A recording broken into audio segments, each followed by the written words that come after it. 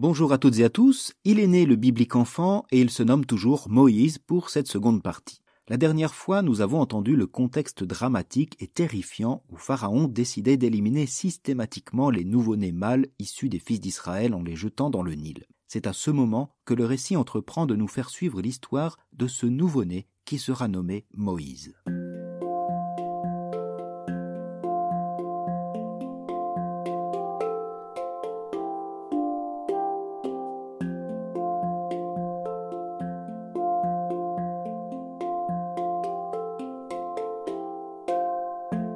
L'histoire de Moïse est connue, mais pas forcément par la Bible.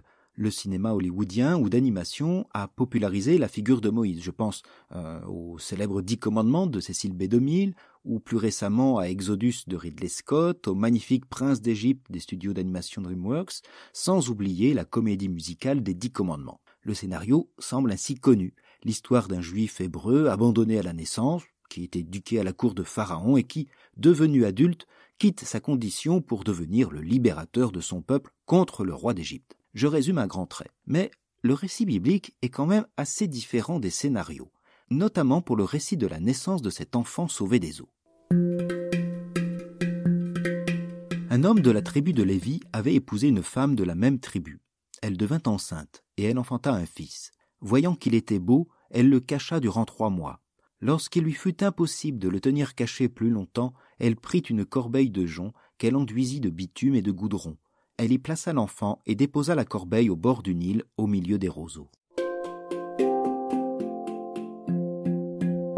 Le premier chapitre du livre de l'Exode se focalisait sur la figure de Pharaon. Avec ce deuxième chapitre, nous quittons la cour royale pour nous rendre au sein du peuple opprimé des fils d'Israël. C'est un récit de naissance assez inhabituel. Pas de couple stérile, pas d'annonciation, ni d'apparition divine ou angélique, pas même une annonce prophétique. Tout est ordinairement banal, mis à part le contexte que nous avons entendu plus haut. L'enfant risque la mort. C'est un enfant mâle qui naît dans le clan de Lévi, qui deviendra plus tard la tribu des prêtres du temple et des Lévites. La dimension religieuse est inscrite dans l'identité des parents. Cet enfant mâle n'a pas encore de nom. Ce nom de Moïse ne lui sera donné que plus tard dans le récit. Pas de nom, cela signifie qu'il n'a pas encore d'identité, pas d'avenir. Trop petit, incapable de parler, de se défendre, il est dépendant du monde qui l'entoure. Cet enfant, c'est déjà le peuple hébreu à lui tout seul. C'est un enfant sans nom, mais aussi sans vie publique. Le nouveau-né est caché aux yeux des autres et bien plus, sur lui et son entourage, pèse la menace de la mort.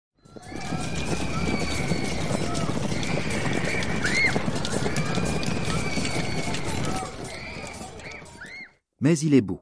Voyant qu'il était beau, elle le cacha durant 3 mois. S'il avait été laid, aurait-il été jeté pour autant dans le Nil? Non. D'abord, tous les parents trouvent leurs enfants beaux, et le texte soulignait alors l'attachement maternel. Mais le terme beau, en hébreu tov, peut aussi se traduire par bon, plein de bonté, ou bien bon comme l'est un bon ouvrier. Le terme renvoie une fois encore au récit de la création dans le premier chapitre du livre de la Genèse. À chaque élément créé, le texte rapporte que Dieu vit que cela était bon, et même très bon à propos du couple humain. Ici, la mère vit qu'il était beau, qu'il était bon. Elle désigne son enfant non comme un petit juif hébreu destiné à mourir dans le Nil, mais comme un être à l'image de Dieu. Tais-toi, mon bébé, sois sage, ne pleure pas. Doré bercé par le fleuve sacré. Non, mais n'oublie pas mon dernier chant d'amour. Je serai dans ton cœur pour toujours.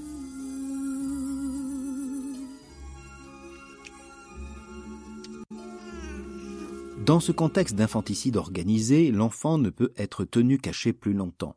Plutôt que de le livrer à la mort, elle le livra au fleuve. C'est peut-être même la même chose, car ce fleuve est le Nil de tous les dangers. Courants, vagues, crocodiles et surtout le lieu d'exécution des fils hébreux.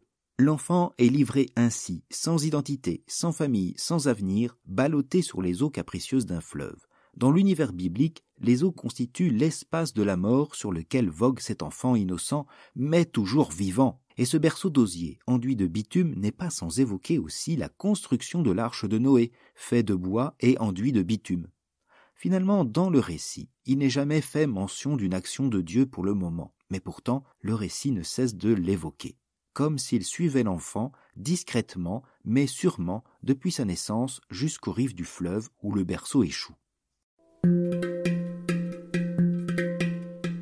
La sœur de l'enfant se tenait à distance pour voir ce qui allait arriver.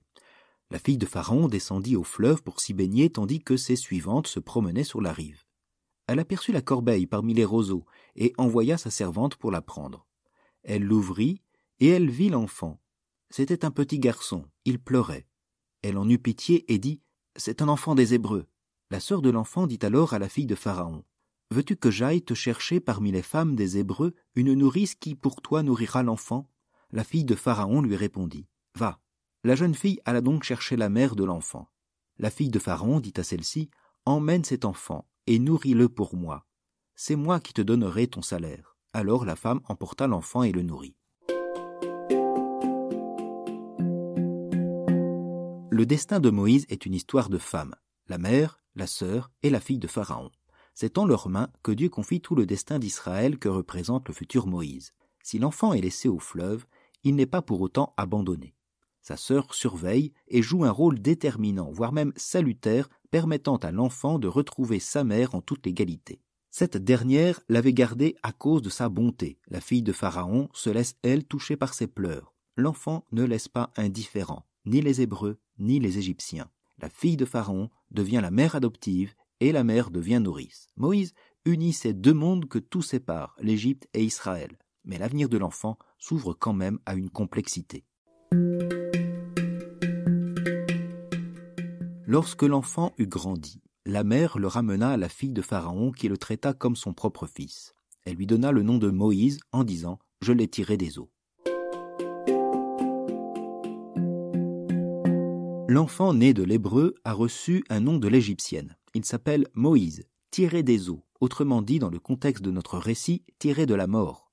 Moïse fait signe d'espérance pour l'avenir des fils d'Israël, même si cet avenir demeure encore aussi flou que le sort des Hébreux. Le texte enracine le nom de Moïse dans le vocabulaire hébraïque. Son nom signifierait « tiré d'eux »,« arraché d'eux », en hébreu « macha ». Mais ce prénom peut s'entendre aussi dans son origine égyptienne. Moïse, Psès, fils, comme dans Ramsès, le fils du dieu Ra.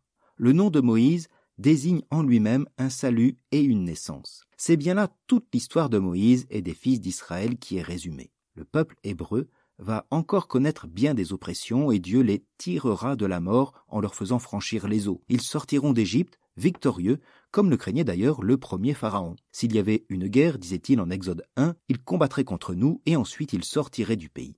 Eh bien, il n'y aura pas de guerre, sinon celle des pharaons représentant les puissances mondaines, agissant contre les fils d'Israël et contre Dieu. Le récit de la naissance de Moïse se veut légendaire dans le bon sens du terme, c'est-à-dire portant un message intemporel et universel. Et beaucoup ont fait remarquer que l'enfance de Moïse pourrait ressembler étrangement à cet ancien récit de la naissance merveilleuse du roi Sargon, un roi akkadien qui régna au XXIIIe siècle avant Jésus-Christ. Un récit mésopotamien a pu certes inspirer quelques rédacteurs bibliques au temps de l'exil à Babylone. Il raconte « Je suis Sargon, le roi puissant, le roi d'Akkad. Ma mère, la grande prêtresse, me conçut et m'enfanta en secret. Elle me mit dans une corbeille de jonc. Elle cafaleta la porte avec du bitume. Elle me jeta dans la rivière sans que je puisse sortir. Le fleuve me porta. Il m'emporta jusque chez Aki, le puiseur d'eau. Aki, le puiseur d'eau, en plongeant son seau, me retira du fleuve. Aki, le puiseur d'eau, m'adopta comme son fils et m'éleva. » Si le récit de la naissance de Moïse s'en inspire, c'est aussi qu'il s'agit, comme dans tout récit de naissance, de revêtir l'enfant d'un grand destin inscrit dès sa naissance. Il ne faut pas oublier que l'histoire racontée est avant tout au service d'une théologie. Car au-delà de la question historique, le récit met en avant la volonté pharaonique de mettre un terme à la vocation d'Israël et plus largement à l'appel divin de fructifier. Le peuple des Hébreux, hier accueilli à bras ouverts, est désormais voué aux travaux pénibles et privé de toute descendance. Ces enfants mâles seront supprimés. Il n'y a aucune issue de sortie. Sinon cet enfant, ce fragile enfant, qui devient ici le signe même de l'échec de Pharaon. Il n'a pu éliminer tous les enfants de sexe masculin. Et cela grâce à Dieu et grâce aux femmes, la mère, la sœur et la fille d'un pharaon. Face à la puissance du roi d'Égypte, qu'a fait Dieu. Sa discrétion est étonnante, mais ce silence dit à peu près tout. Face au terrible Pharaon, qui représente l'absolutisme mondain, son entêtement à détruire la vie des fils d'Israël, à combattre par la force, face à tout ce mal, la réponse de Dieu est dans cet enfant fragile, mais beau, bon, vivant et suscitant la miséricorde pour annoncer le salut à son peuple.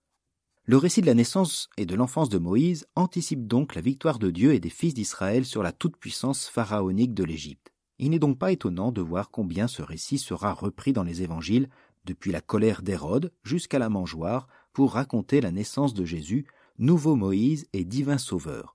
Mais ça, il faudra encore attendre pour le découvrir.